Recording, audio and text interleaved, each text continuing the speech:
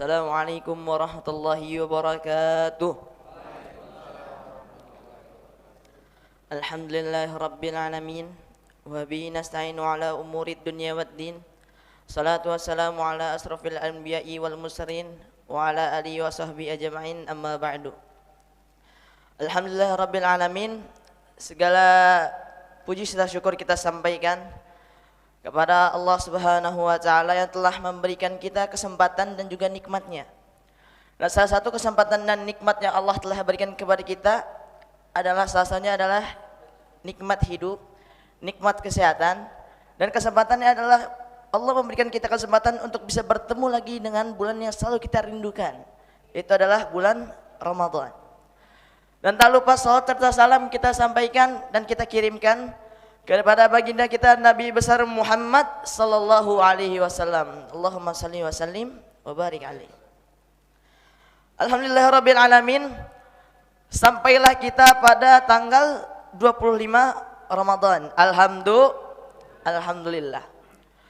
Suatu kesyukuran yang sangatlah luar biasa bagi kita, bagi hamba Allah dan bagi umatnya Nabi Muhammad. Karena apa? Karena hanya umat Nabi Muhammad yang diberikan kesempatan yang begitu luar biasa ini.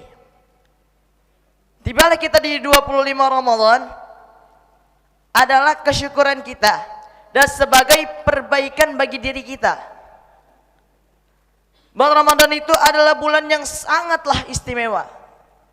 Bulan Ramadan adalah bulan yang penuh dengan keberkahan, bulan yang penuh dengan ampunan, bulan yang penuh dengan kebaikan. Itu bulan Ramadan.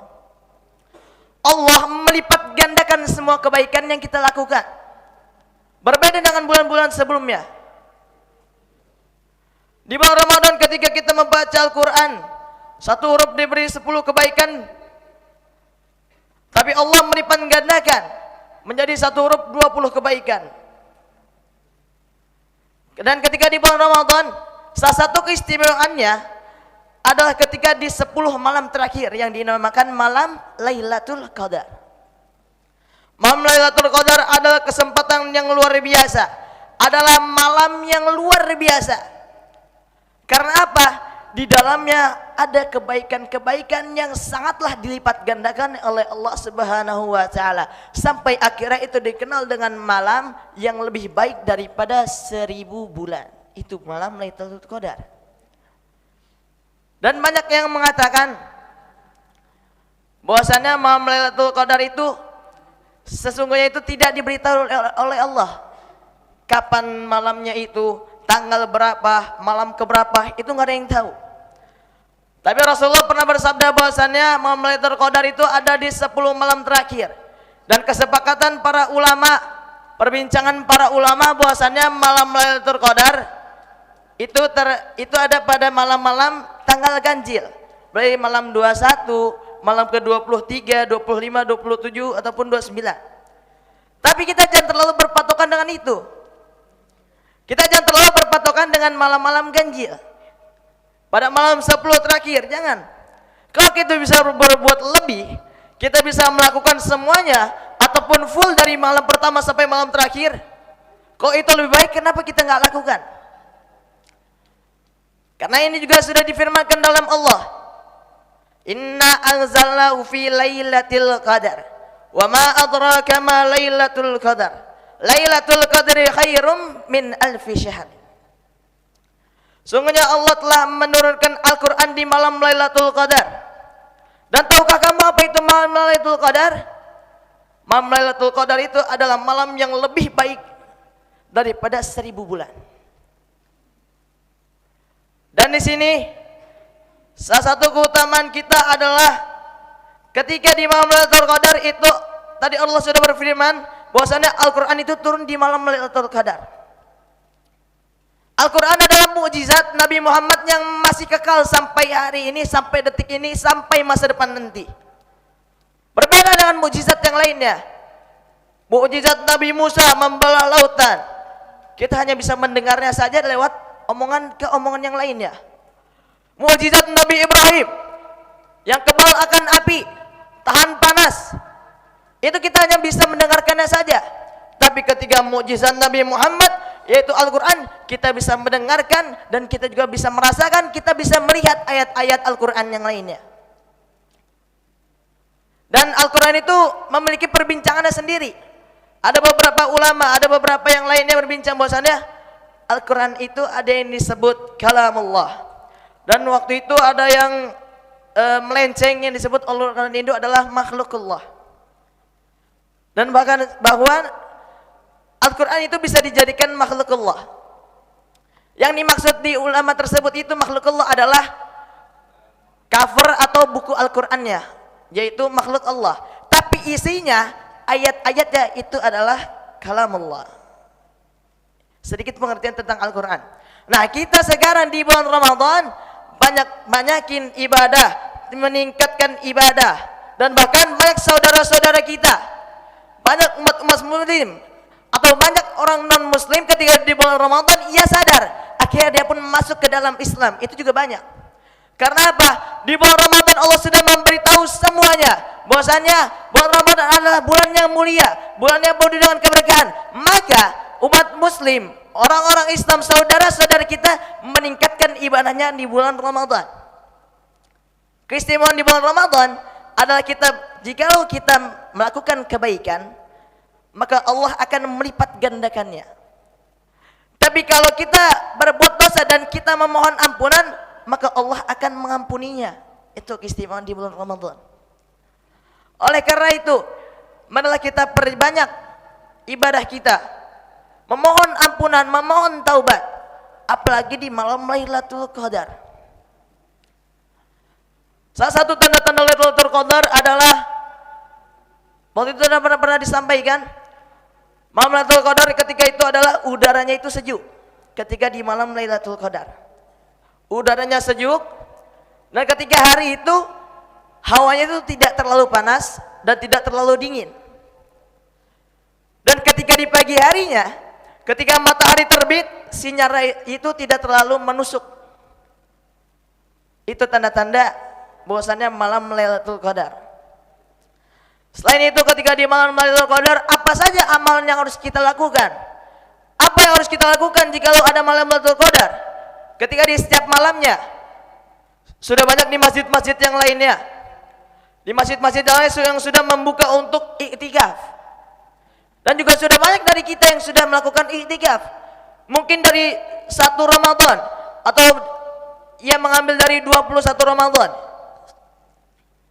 Nah, ketika iktikaf, kita meningkatkan semua ibadah-ibadah yang biasanya kita lakukan. Dari mulai membaca Al-Quran, kita tingkatkan yang biasanya 1 hari 1 halaman menjadi 1 hari 1 juz. Yang biasanya berzikirnya hanya ketika habis sholat, sekarang berzikirnya di setiap malam, selalu berdoa. Yang biasanya meminta ampunan ketika sedang berdosa saja, ketika sedang melakukan kesalahan, sekarang kita minta ampunan di setiap malam. Kita tingkatkan semua kualitas kita yang biasa kita lakukan.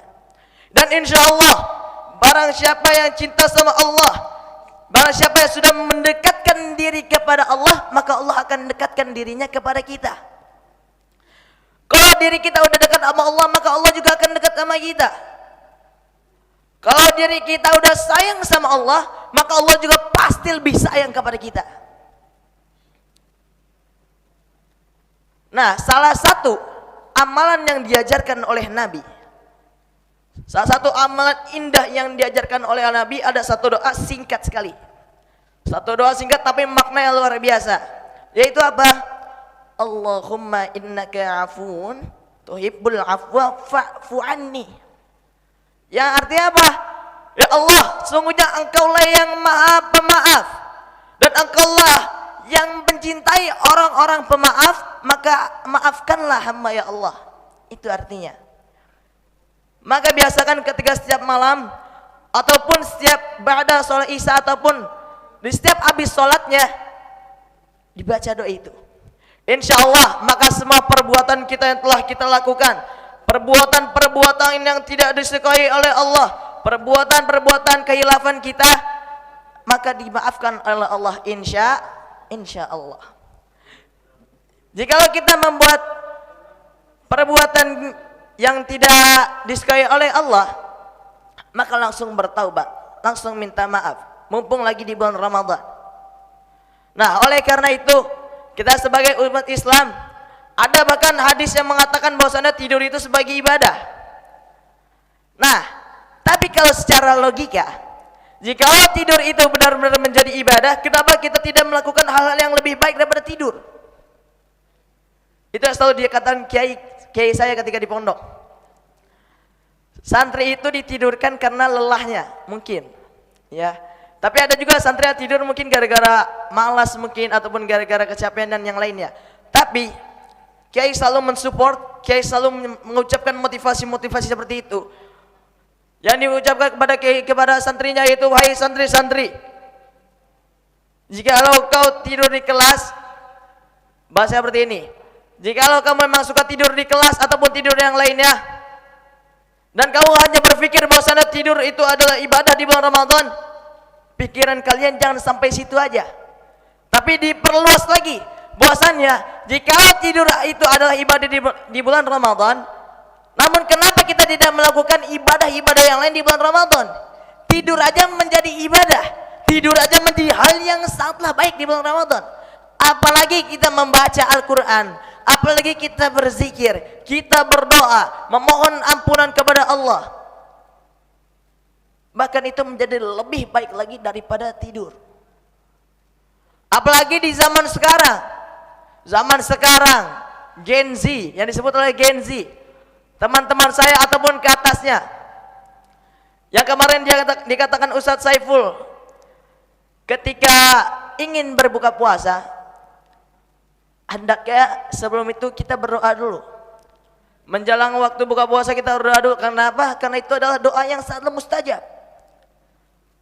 Karena Allah menganggapnya seperti yang kemarin dia jelaskan, bahwasannya Allah menganggap kita, wahai malaikat, dia adalah hamba yang sudah mentaatiku, dia adalah hamba yang sudah beriman kepadaku.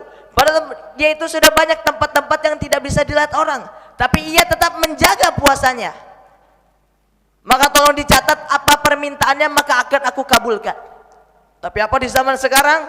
Di zaman sekarang, ketika di tempat-tempat buka bersama, di tempat-tempat perkumpulan, ketika ada acara bukber, zaman sekarang dia pasti akan membuat yang namanya tren. Apa trennya? Tren-tren dari TikTok, tren-tren dari Instagram. Yang namanya itu kalau nggak salah namanya velocity segala macam. Itu teman-teman saya ataupun di dalam dan di luar pondok ada beberapa yang melakukan itu. Tapi alhamdulillah itu tidak hanya dilakukan hanya semua orang, tapi itu mungkin hanya oknum-oknumnya saja, dan banyak juga mungkin dari kita. Alhamdulillah buka bersamanya itu dengan kajian-kajian, alhamdulillah buka bersamanya dengan beberapa pengalaman-pengalaman ataupun ilmu-ilmu yang lain, itu lebih baik. Maka jika ada buka bersama, itu tolong diisinya dengan yang baik-baik aja. Kalau bisa diisinya dengan orang-orang yang berilmu, seperti ustadz ataupun guru-guru yang lainnya. Agar apa? Agar ketika kegiatan buka bersama itu tidak sia-sia waktunya. Enggak hanya menunggu dengan main HP doang, enggak hanya menunggu sambil joget-joget yang lainnya doang. Itu sayang banget. Kenapa kita nggak manfaatkan aja? Seperti dengan kajian-kajian ataupun kultum-kultum yang lainnya. Jika itu memang nggak ada, maka kita berbuatlah sendiri. Jika itu memang nggak ada, ketika kita buka bersama seperti di keluarga yang lainnya, maka kita juga bisa berbuat sendiri. Seperti apa? Kita mengajak keluarga kita mengajak adik kakak kita ataupun teman-teman yang lainnya, bahwasannya ketika ingin berbuka puasa itu adalah waktu yang tepat untuk yang namanya berdoa. Kita tumpahkan semua hajat-hajat kita. Kita curhat kepada Allah, Allah, saya ini punya masalah ini. Ya Allah, saya ini punya masalah ini, ya Allah. Ini terlalu berat bagi saya, tolong berikan hamba petunjuk segala macam. Ataupun kita curhat, ya Allah, sungguhnya saya tuh ingin ini. Maka tolong bantulah hamba, ya Allah. Sungguhnya waktu ketika ingin berbuka puasa itu adalah waktu yang sangatlah mustajab. Maka digunakan baik-baik, jangan sampai dia sia-siakan, apalagi melakukan hal-hal yang tidak baik ketika ingin berbuka puasa. Maka dari sini apalagi bapak-bapak, ibu-ibu sekalian yang memiliki anak ataupun memiliki tetangga, dan jika bapak-bapak atau ibu-ibu sedang melihat anaknya itu seperti apa, silahkan untuk dibilangi, silahkan untuk dinasihati. Kalau kata Pak Yai, jangan takut untuk membuat orang lain itu benar. Dan juga jika kita benar maka sampaikan. Jika kita benar maka lawan. Karena apa? Zaman sekarang itu banyak banget orang-orang yang hasan, tapi jarang orang-orang yang muhsin. Artinya apa? Sekarang itu banyak sekali orang-orang baik, banyak orang-orang yang berilmu, tapi jarang ada orang-orang yang ingin mengajak orang dalam kebaikan. Itu jarang sekali. Mungkin banyak dari kita, baik dari bapak-bapak atau ibu-ibu yang memiliki harta yang lebih, tapi jarang untuk menyumbangkan kepada masjid-masjid yang lainnya. Ataupun ada beberapa panitia masjid yang hanya mendiamkan masjidnya saja, tidak membuat program-program ketika di bulan Ramadan, membuat program iktikaf, membuat program untuk buka bersama, khususnya untuk anak-anak yatim. Itu yang minusnya di zaman sekarang. Banyak orang-orang baik, tapi jarang orang-orang yang mengajak kepada kebaikan. Karena apa? Karena beberapa kata-kata yang membuat mental ia jatuh. Contohnya apa? Ah, so alim, ah so pinter banget. Itu kata-kata yang, mohon maaf, kata-kata bodoh yang selalu disampaikan kepada orang-orang. Itu kata-kata yang menghambat niat kebaikan orang. Tapi kita orang Islam, jangan sampai kita tertampar oleh kata-kata tersebut. Kita tampar balik. Memangnya Nabi Muhammad salah satu sifatnya adalah sifat tablik, sifat yang menyampaikan.